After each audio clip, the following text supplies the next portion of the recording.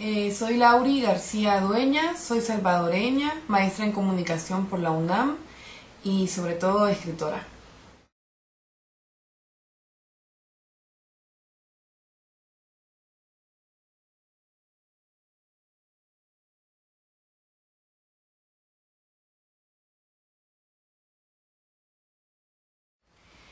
Bueno, creo que la poesía actualmente es el mejor lugar. Mucha gente nos hemos refugiado en la poesía ante las vicisitudes del mundo, las vicisitudes políticas y sociales.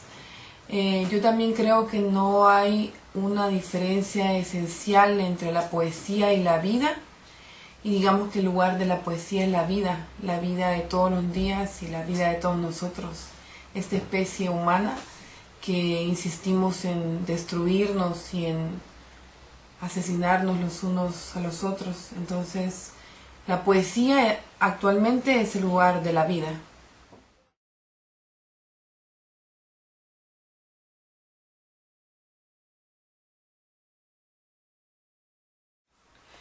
Pues este libro de El tiempo es un texto indescifrable lo escribí en el 2009 y en el 2010, cuando me voy a vivir a Mexicali, termino de escribir el libro. La idea es que yo vine a México en el 2006 y siempre digamos que viví en el centro de la Ciudad de México. Entonces ese tempo, esa intensidad y esa prolongación temporal de las personas, de los hechos que se van sucediendo, de la extranjería, de la nostalgia, de los amores, de las alcantarillas, de los mendigos hincados, con un diccionario inglés-español en la mano. Toda esa velocidad intenté escribirla.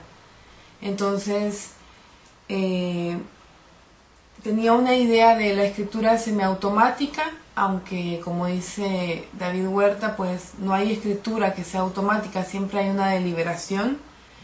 Entonces intenté escribir esa velocidad y más bien El tiempo es un texto indescifrable, es mi primer libro que lo escribí antes de escribirlo.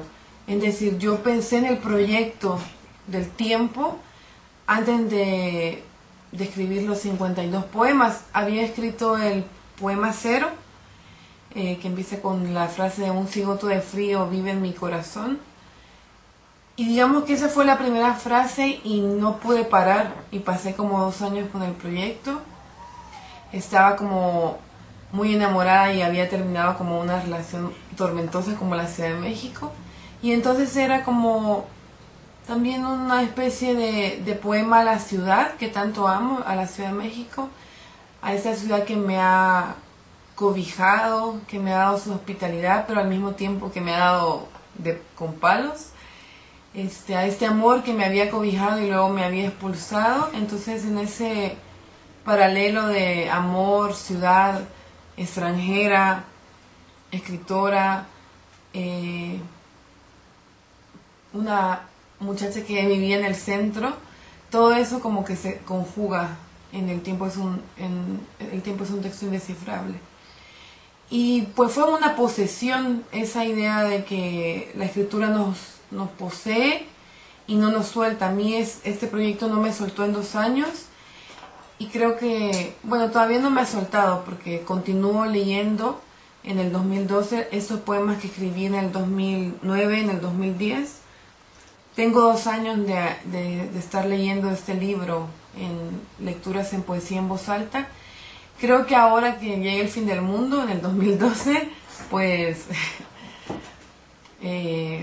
pues el 2013 ya creo que ya no leeré más de este libro. Lo estoy cerrando y ya quedará en papel para aquellas personas que lo quieran conocer. El tiempo es un texto indescifrable en la colección Limón Partido de la editorial Literal.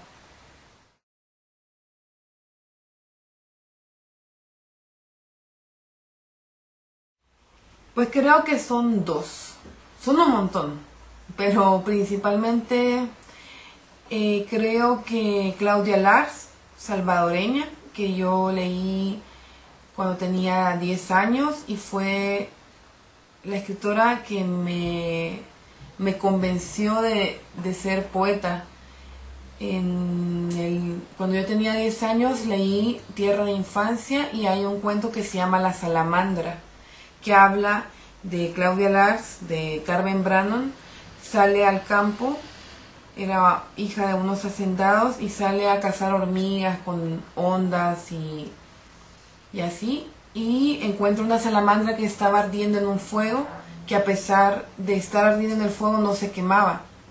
Entonces la niña se asusta y le va a decir al padre que es esa salamandra que no se quema a pesar de estar en el fuego. Y el padre le dice que la salamandra se le aparece a las niñas que van a ser poetas.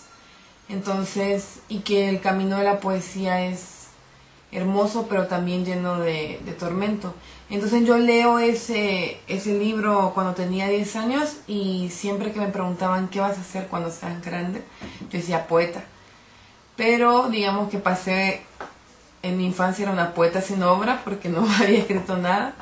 Y entonces ya a los 13 años empiezo como a escribir, como muchos empezamos a escribir así, poemitas. Y Claudia Lars y Roque Dalton. Roque Dalton desde mis 16 años es alguien que me ha acompañado y que me seguirá acompañando. Su vida, su obra ha sido como uno de los trabajos que más me ha influido. Y ellos dos, muchos más, mucho tiempo después, pero a nivel fundacional de pesebre, pues Claudia Lars y Roque Dalton.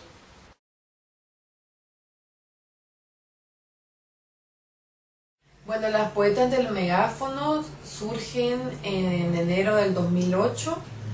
Nosotras éramos 9 amigas que nos veíamos mucho, que compartíamos la poesía, los proyectos.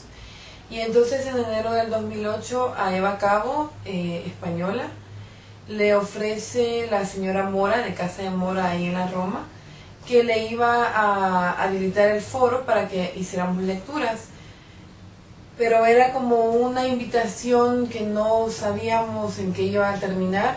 Y justamente nos reunimos las amigas, María Tavares, Eva Cabo, Nicole Cecilia Delgado, Anaís Abreu, Jimena de Tavira, Diana Reza, Aide Ramos Cadena y Marina Ruiz Rodríguez. Nos reunimos ese martes, el primer martes de Poetas del Megáfono, sin saber que éramos las Poetas del Megáfono y sin tener cómo íbamos a leer los poemas. Entonces, una amiga que vivía cerca de ahí, de la Casa de Mora, Miriam, había ido a una marcha, venían con su megáfono y entonces dijimos, ay, bueno, no tenemos micrófono, ¿nos prestas el megáfono? Y entonces ahí surge Las Poetas del Megáfono. Pasamos 2 años leyendo juntas, con un sinnúmero de lecturas, pero justamente Poetas del Megáfono lo que hacía era que nos reuníamos todos los martes, era megáfono abierto, no solo participábamos nosotras, rifábamos el tema del que íbamos a escribir y a la semana presentábamos un texto sobre el tema. Creo que Poetas del Megáfono trabajó por la poesía en voz alta y por socializar la poesía.